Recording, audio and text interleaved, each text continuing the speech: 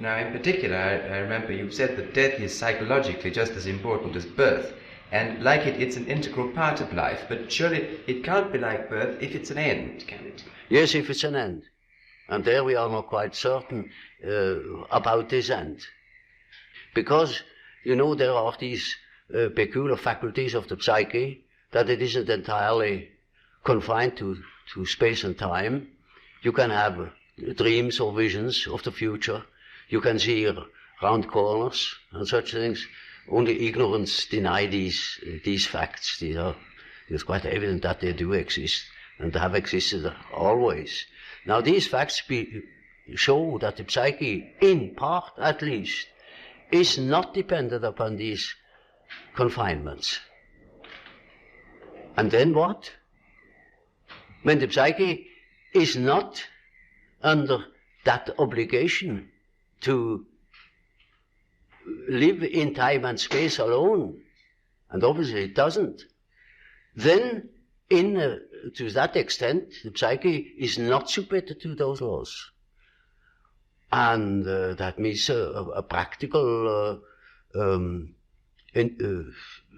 continuation of life, of a sort of psychical existence beyond time and space. Do you yourself believe that death is probably the end, or do you believe that? Well, I can't say. You see, the word belief is a difficult thing for me. I don't believe. I must have a reason for a certain hypothesis. Either I know a thing, and when I know it, I don't need to believe it. If I don't allow myself, for instance, to believe a thing just for the sake of believing it. I can't believe it. But when there are sufficient reasons for a certain hypothesis, I shall accept these reasons, naturally, and shall say, we have to reckon with the possibility of so-and-so, you know. Well, now, you've told us that we should regard death as being a goal, yes, and that to shrink away from it is to evade life and yes, life purpose. Yes.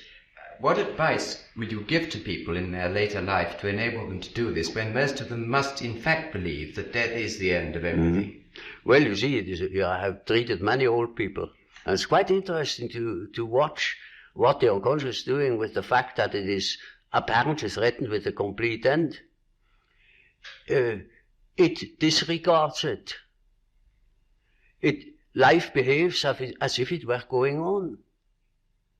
And so I think it is better for old people to live on, to look forward to the next day, as if he had to spend centuries. And then he lives properly.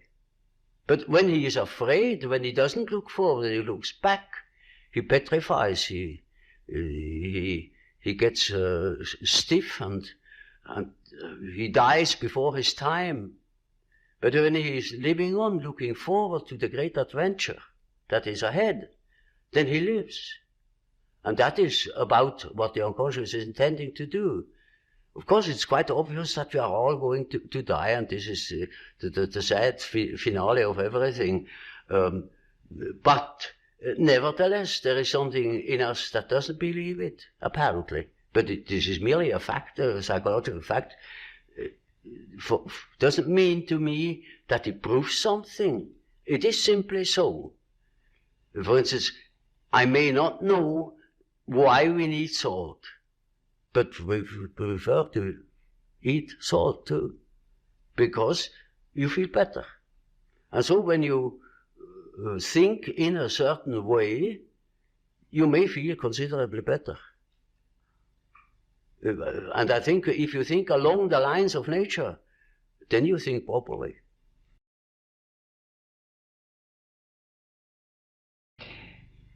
As the world becomes more technically efficient, it seems increasingly necessary for people to behave communally and collectively. Now, do you think it possible that the highest development of man may be to submerge his own individuality in a kind of collective consciousness?